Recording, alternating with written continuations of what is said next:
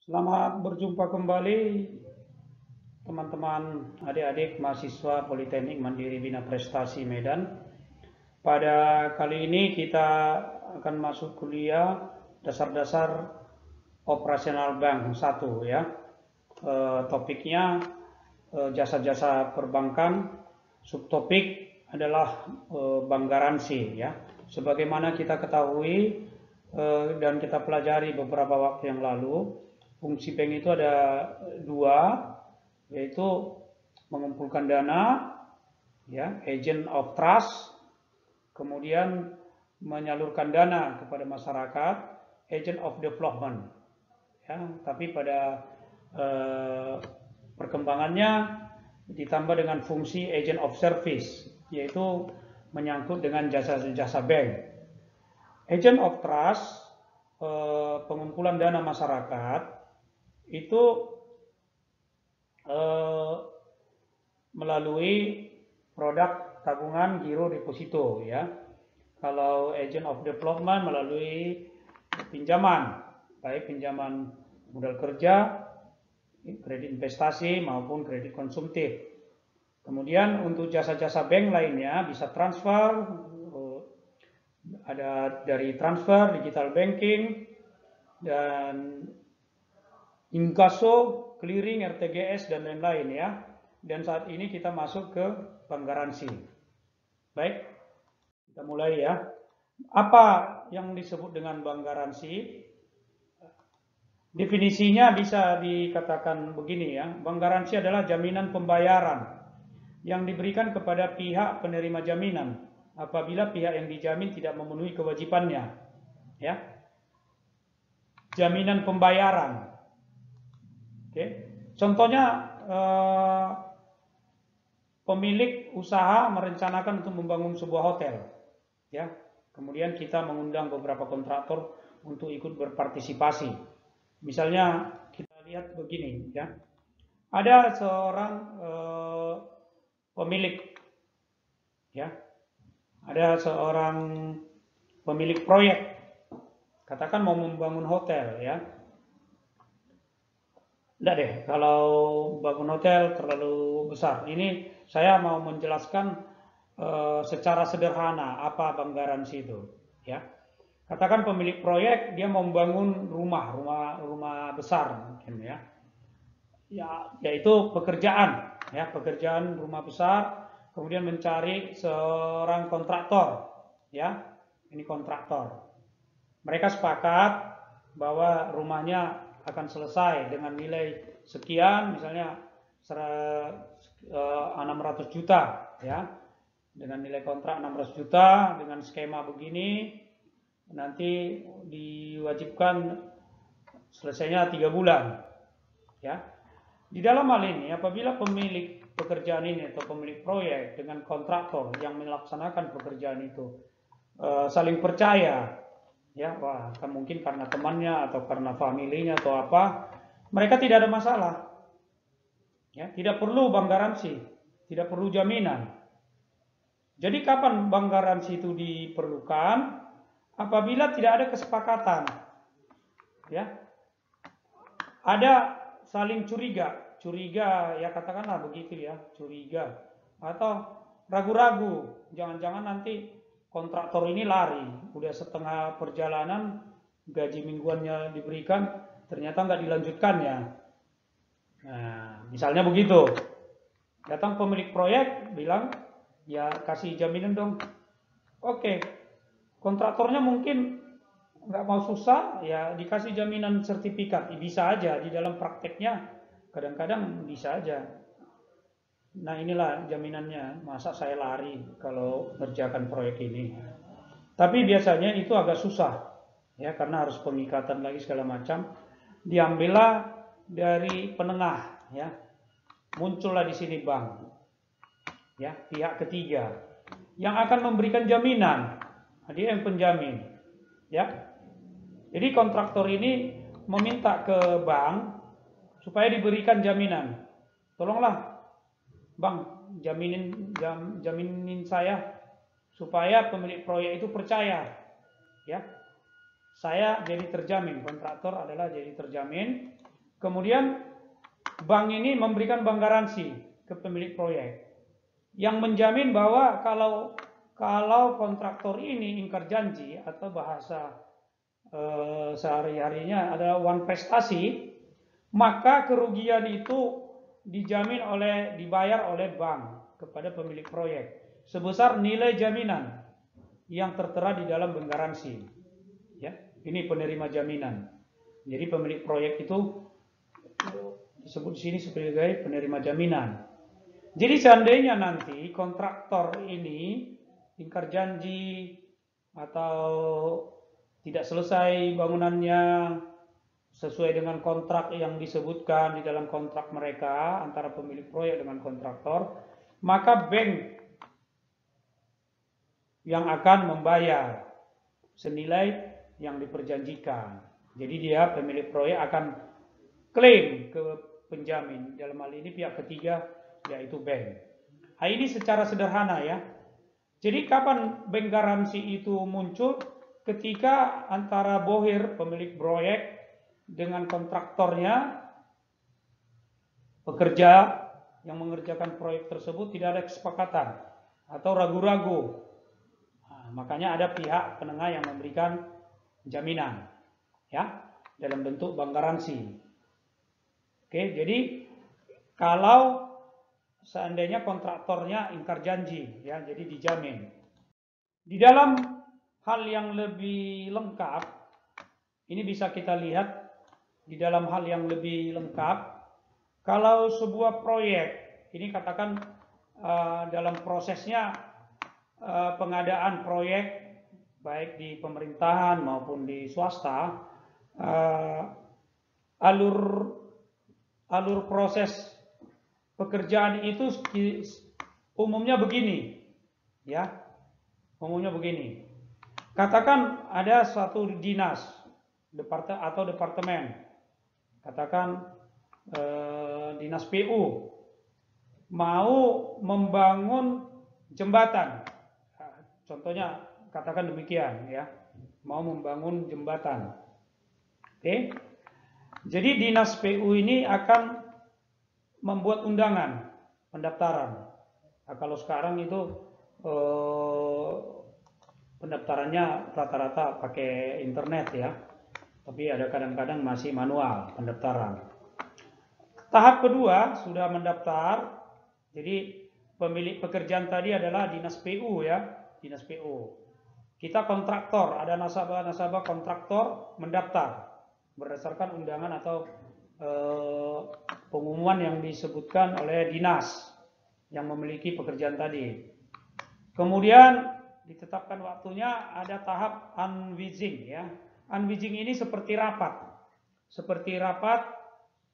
kontraktor-kontraktor yang sudah mendaftar dikumpulin, kemudian pemilik pekerjaan menjelaskan, ini loh spesifikasi jembatan yang mau kita buat, berapa lebarnya, berapa panjangnya, bahannya apa, jangka waktunya berapa lama membangun, ini loh speknya. Bagi kontraktor-kontraktor yang berminat, silakan memenuhi dokumen-dokumennya. Ya, tadi pendaftaran ikut unwitching ya. Jadi dijelaskan di situ proyeknya apa.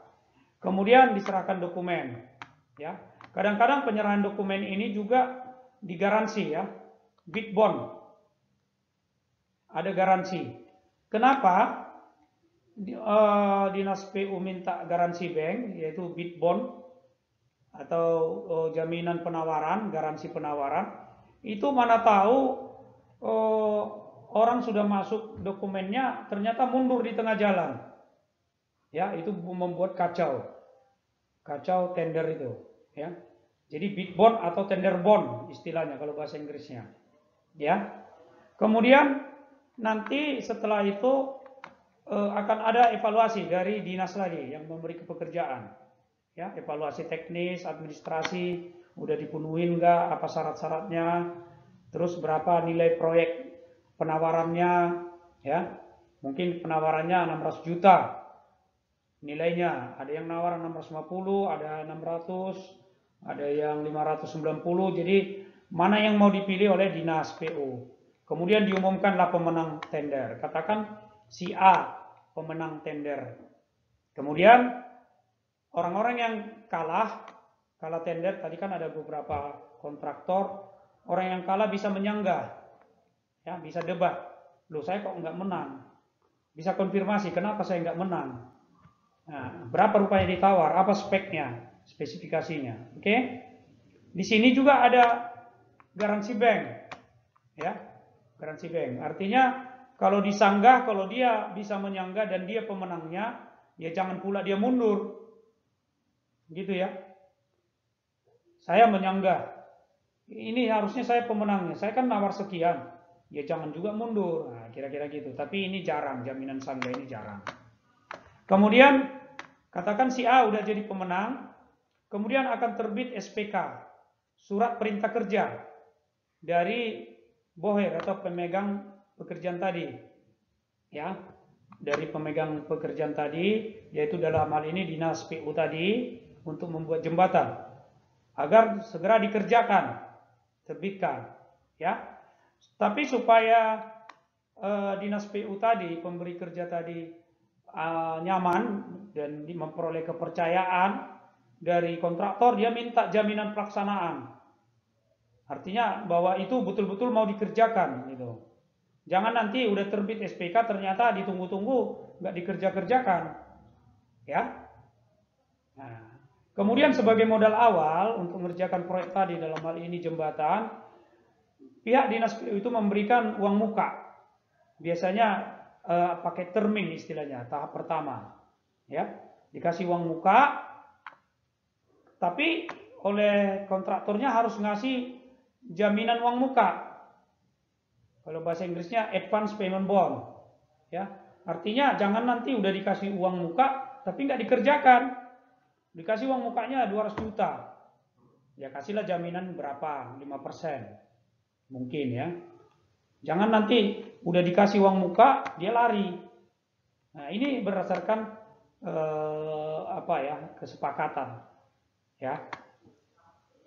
Biasanya supaya proyek itu lancar, ya kasih dong uang mukanya. Oke, tapi kasih bank garansinya, advance payment bond.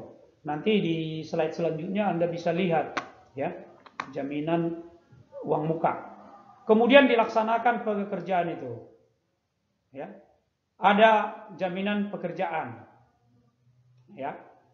Kadang-kadang bohernya nggak mau jaminan pekerjaannya, ya nggak apa-apa, karena uang selanjutnya dibayar berdasarkan termin, ya.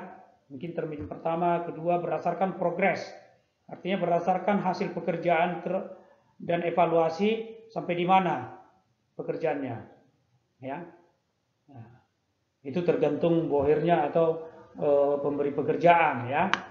Kemudian udah selesai pekerjaannya, wah jangan-jangan jembatannya udah selesai 3 bulan lagi rubuh, wah kan gitu, ya.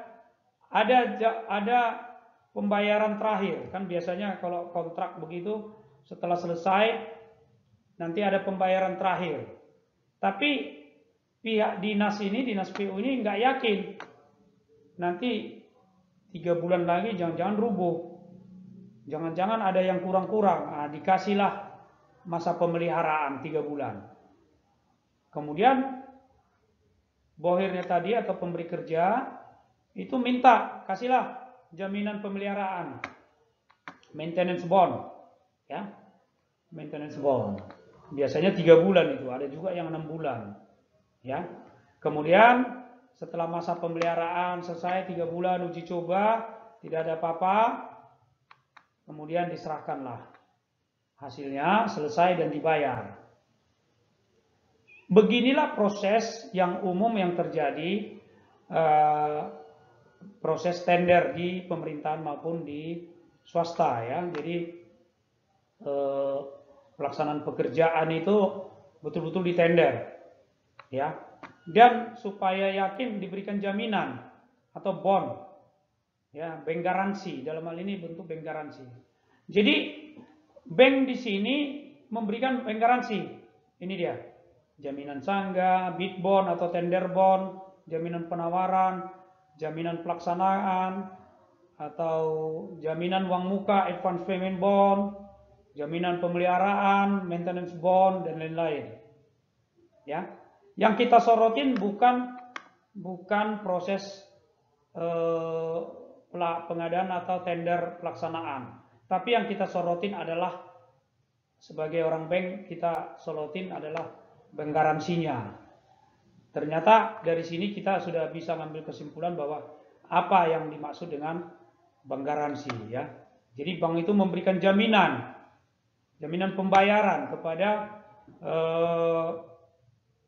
pemberi kerja ya.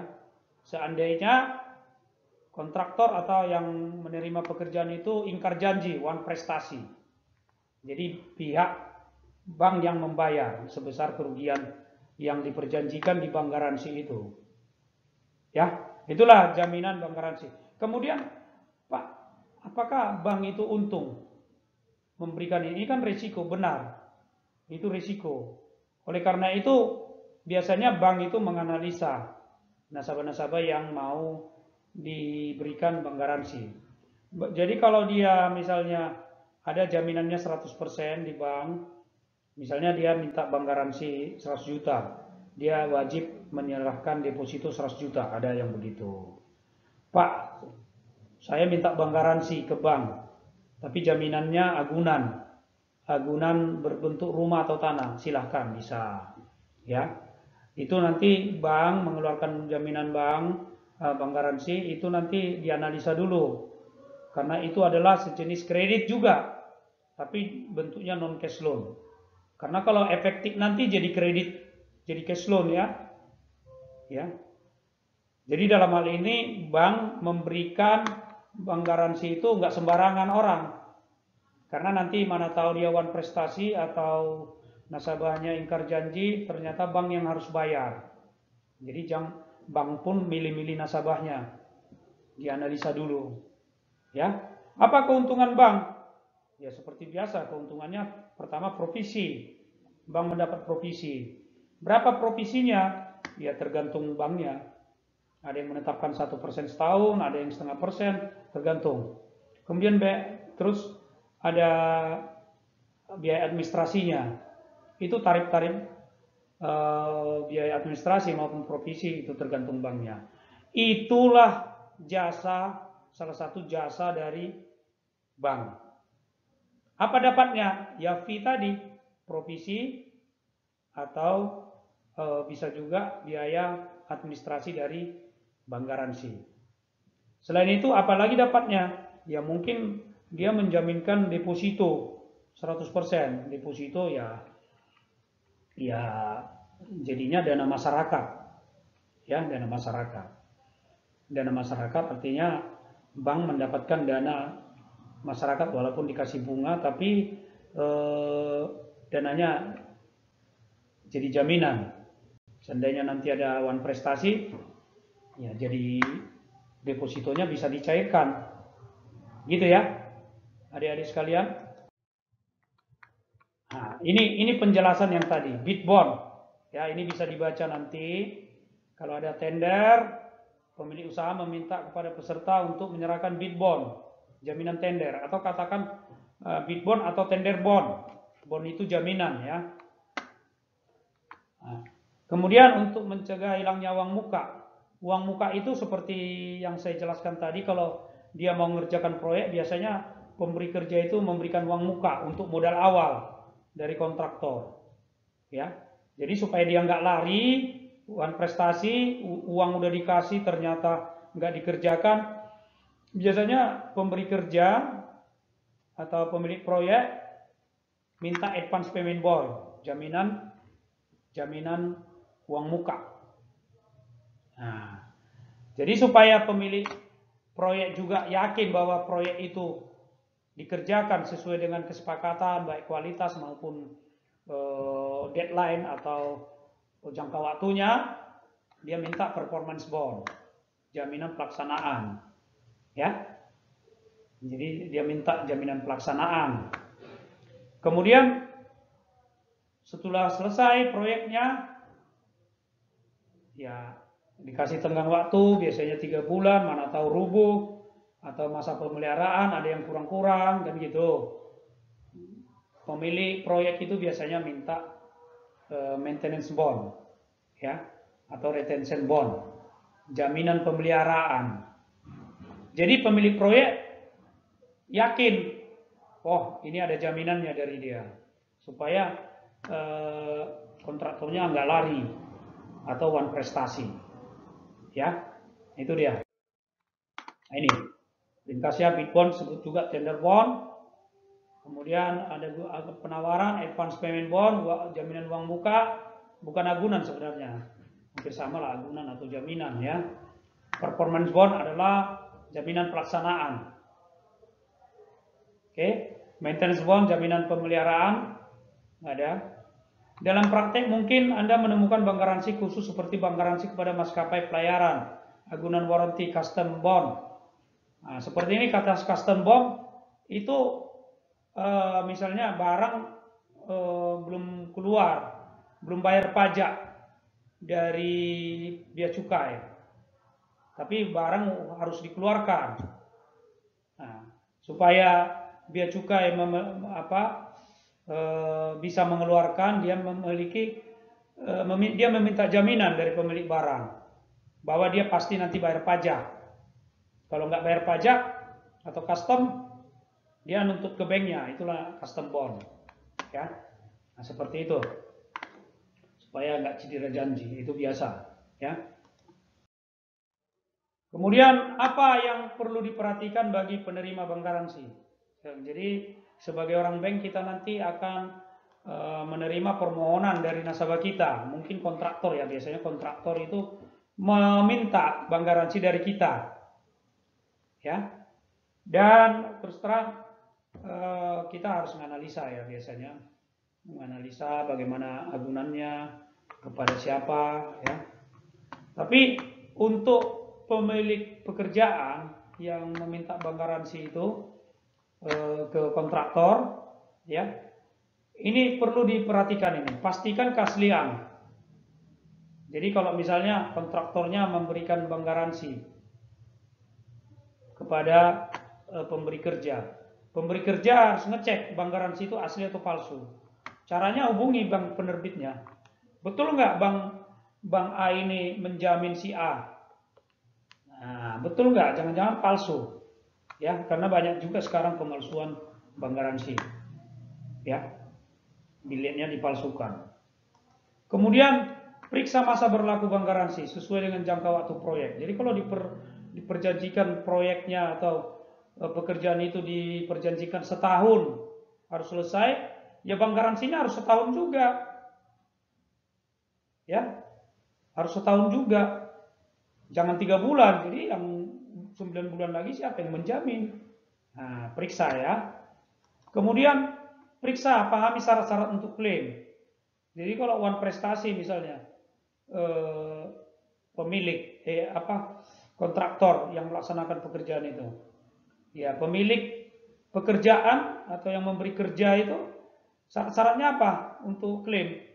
Karena biasanya di bank garansi itu disebutkan bahwa dalam jangka waktu 14 hari, lewat 14 hari dari one prestasi itu batal. Jadi harus betul-betul dipahami apa syarat-syaratnya, dipersiapkan syaratnya, ya. Perhatikan biaya-biaya yang harus dibayar dalam rangka penerbitan bank garansi, ya, biaya-biayanya apa aja. Biasanya biayanya biaya administrasi sama provisi, ya, ada bank yang minta provisi. Oke. Kemudian laksanakan kewajiban sesuai dengan perjanjian dengan penerima agunan sehingga tidak terjadi klaim. Jadi kontraktor maupun pemberi kerja ya wajiblah melaksanakan tugasnya masing-masing. Jangan sampai bank garansi itu diklaim ke banknya karena salah satu ingkar janji, jangan, ya, karena itu menyangkut nama baik kedua belah pihak, ya, itu. Kemudian yang terakhir, penerbitan bank garansi melibatkan 3 pihak. Yang pertama penjamin, terjamin, dan penerima jaminan. Itu aja. 3 pihak. Kemudian penjamin adalah bank yang menerbitkan jaminan bank kepada nasabahnya. Jadi biasanya bank ya penjamin, walaupun belakangan ini ada juga pemberi kerja itu minta jaminan dari asuransi. Tapi biasanya agak susah klaimnya. Memang biayanya lebih murah. Tapi biasanya dari bank yang minta, bank garansi. Ya. Yang kedua, terjamin adalah kontraktor atau pihak yang dijamin. Misalnya saya bank, ini loh kontraktornya saya jamin, dia bakal nggak lari, dia bakal mengerjakan pekerjaan tepat waktunya. Kalau dia lari, hai dinas, klaim saya bayar sebesar bank garansi yang tercantum itu. Ya, kira-kira gitulah simpelnya apa bank garansi. Ya. Kira-kira gitu simpelnya. Kemudian penerima jaminan, yaitu pemilik proyek tadi. Dalam hal ini, seperti yang saya contohkan tadi, adalah dinas PU. Ya, dinas PU memberi pekerjaan, tenderkan pekerjaan ke kontraktor. Kontraktornya untuk memberi, kontraktornya dimintain bank garansi, kontraktornya minta bank garansinya ke bank. Bank nanti mengeluarkan bank garansi. Seolah-olah bilang, ini loh kontraktornya saya yang menjamini. Nah, kalau dia wan prestasi atau ingkar janji, klaim ke saya.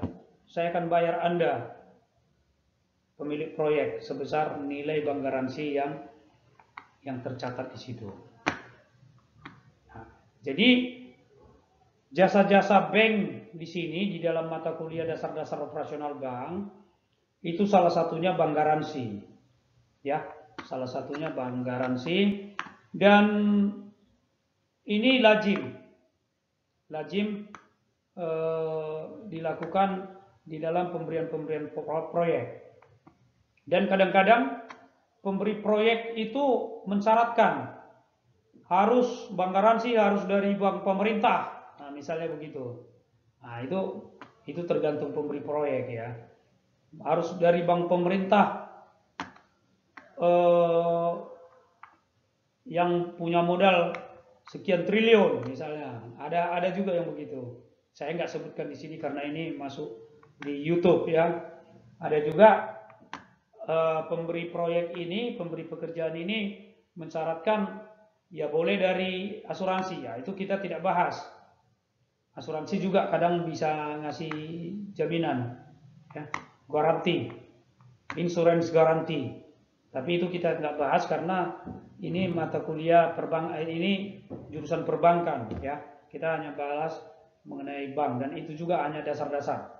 Jadi saya tidak akan secara mendalam menjelaskan bank garansi ini hanya kulit-kulitnya aja, hanya pengertiannya aja, tapi gambarannya udah dapat ya. Bahwa ini termasuk salah satu jasa dari perbankan ya, termasuk dari agent of service.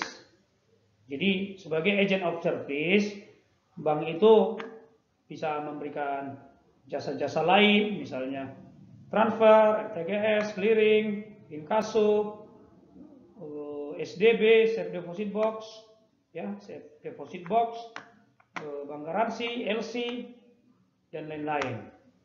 Dan pada hari ini kita belajar mengenai bank garansi. Baik, mungkin itu aja teman-teman sekalian, adik-adik mahasiswa Politeknik Mandiri Bina Prestasi. Kalau ada pertanyaan, silakan saya di WA ya. Saya di WA karena ini masuk di publik ya, hanya ini khusus untuk internal Politeknik MBP ya. Jadi silakan di WA saya, nanti akan saya jawab di grup WA ya, baik secara tulisan maupun secara lisan. Ya, begitu adik-adik sekalian. Terima kasih.